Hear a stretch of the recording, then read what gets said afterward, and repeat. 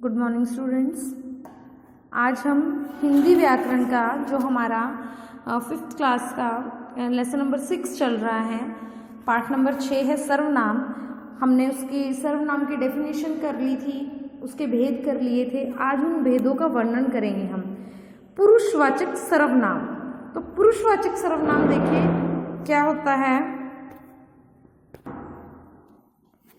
बोलने वाले, सुनने वाले या अन्य व्यक्ति के लिए प्रयोग में आए सर्वनाम पुरुषवाचक सर्वनाम कहलाते हैं। जैसे अब मैं ये बात कह रही हूँ, मैं कक्षा 5वीं की अध्यापिका हूँ। मैं अपने बारे में बात कर रही हूँ ना, और आपसे पूछ रही हूँ तुम शोर क्यों कर रहे हो। वह खेल रहा है। तो मैं, तुम, वह, ये शब्द कौन से होते हैं? पुरुषवाचक सर्वनाम। जिसमें किसी व्यक्ति के बारे में बात कर रहे हैं वो क्या होते हैं? पुरुषवाचक सर्वनाम। चाहे वो मैं अपने बारे में बात कर रही हूँ, चाहे दूसरे के बारे में। इन वाक्यों में मैं, तुम, मैं, तुम, ये सब क्या है? पुरुषवाचक सर्वनाम है। पुरुषवाचक सर्वनाम कितने प्रकार के होते हैं? 3 प्रकार के। कितने प्रकार के होते हैं? 3 प्रकार के। उत्तम पुरुष, मध्यम पुरुष और अन्य पुरुष। अब देखिए उत्तम पुरुष कौन सा होता है। पुरुषवाचक सर्वनाम के 3 भेद हो गए। तो सबसे पहला है उत्तम पुरुष। वो क्या है? मैं और हम, जिसमें हम अपने बारे में बात कर रहे होते हैं ना, अपने लिए और हमारे बारे में बात कर रहे होते हैं, वो क्या होता है? उत्तम पुरुष। मध्यम पुरुष क्या होता है? जैसे तुम्हारे बारे में, किसी दूसरे के बारे में बात कर रही हो, तू या तुम जैसे शब्दों का प्रयोग करके सुनने वाले के लिए। जो बोलने वाला है वो तो क्या होता है? उत्तम पुरुष। जो सुनने वाला है वो क्या है? मध्यम पुरुष। अन्य पुरुष, किसी तीसरे व्यक्ति की बात कर रहे हैं वहां पर हम, तो वो क्या हो गया? अन्य पुरुष। तो आपका एक टॉपिक क्या हो गया? कंप्लीट, पुरुषवाचक सर्वनाम।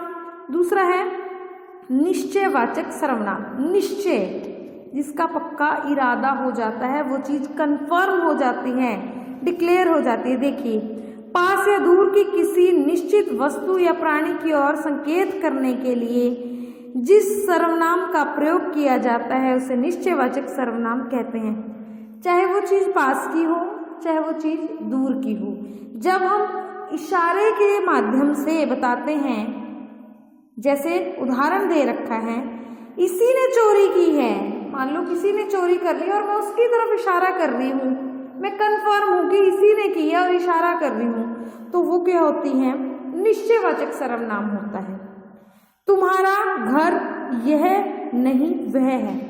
इशारा कर रहे हैं कि यह घर तुम्हारा नहीं है, तुम्हारा घर वह है। यह नहीं है, वह है। तो यह और वह जैसे शब्द क्या हो गए?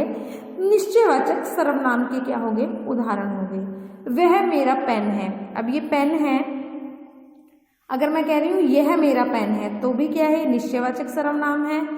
अगर ये पेन थोड़ा इधर दूरी, ये पड़ा है दूरी पे, मैं इशारा कर रही हूँ वह मेरा पेन है, तो ये भी क्या है?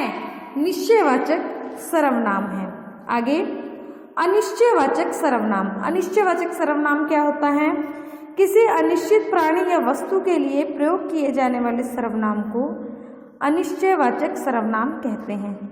कोई व्यक्ति दूर खड़ा है या कोई वस्तु दूर है, तो उसे क्या कहते हैं? अनिश्चयवाचक सर्वनाम कहते हैं। जैसे बाहर कोई खड़ा है, पता नहीं है आपको कौन खड़ा है, आप सिर्फ एक अपने माइंड में सोच रहे हैं कि बाहर कोई खड़ा है, आपको उसका नाम नहीं पता है।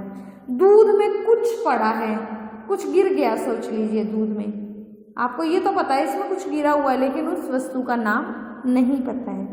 किसी का बैग छूट गया है, फॉर एग्जाम्पल आप भी रेलवे स्टेशन पे, कोई और भी रेलवे स्टेशन पर है और वहाँ पर किसी का बैग छूट गया। अब आप यही कहोगे किसी का बैग छूट गया, आपको ये तो नहीं पता किसका छूट गया है।